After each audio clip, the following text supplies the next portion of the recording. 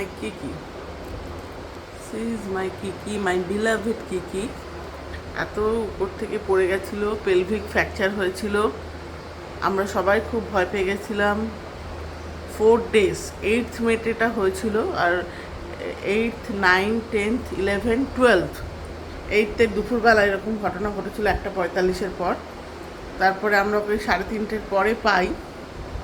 সেই সময় থেকে ও কোনো নেচার্স কল অ্যাটেন্ড করেনি। পুরো রবিবার দিন অর্থাৎ 12th মে ও 10:30-টার পরে, 10টা 10:30-টার পরে ফার্স্ট নেচার কল অ্যাটেন্ড করে। ইভেন ইউরিনটাও পাস করছিল না। তো যাই হোক, সবাই ওর জন্য প্রে করেছে।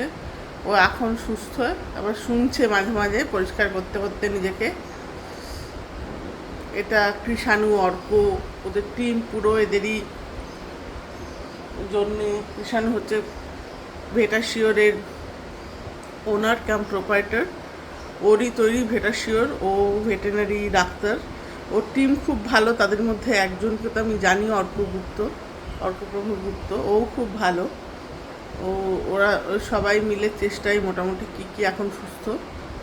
তবুও কিকির কেজ রেস্ট্রিকশন আছে। কেজ রেস্ট্রিকশন মানে ও তো কেজে থাকে না, তাই ওকে আমি এনক্লোজারটাই রাখছি। কিন্তু ও সবসময় এনক্লোজারটাও থাকছে না, এই জন্যে ও বাইরে বেরিয়ে এসে এই ঘরটাতে থাকছে। এই ঘরটা বন্ধ করে দেওয়া আছে, আর এই ঘরটায় যেহেতু এসি চালানো হয়, এইটা কালকে এই হার্ডেলটাও টপকে এই ঘরে চলে এসেছিলো। এসিটা চলে, এই দরজাটা খোলা থাকে, আর ওইখানে এই কার্ডবোর্ডটা দেওয়া ছিল, পিচবোর্ডটা, ও চলে আসে। এই কারণে আমরা এখন ওকে এখানে এই ঘরটাতে অ্যালাউ করেছি। এই ঘরটার বাকি দরজাটা বন্ধ থাকে, ও আর যেতে পারে না। এই কেজ রেস্ট্রিকশন বলতে এইটুকু করা হয়েছে। আর হাঁটাটা অনেকটা স্বাভাবিক হয়েছে। আমি একটু বাদে দেখাচ্ছি।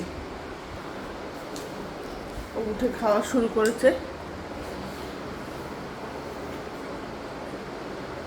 এখন হাঁটতেও পারে, কিন্তু তবু আমরা ওকে হাঁটতে দিই না।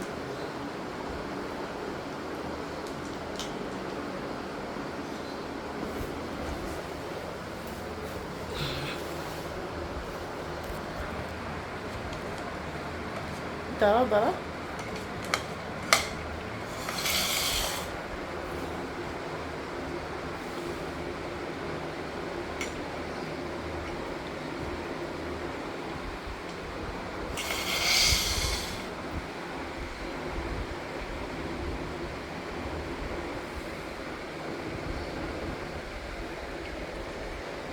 এইভাবেও হাঁটছে।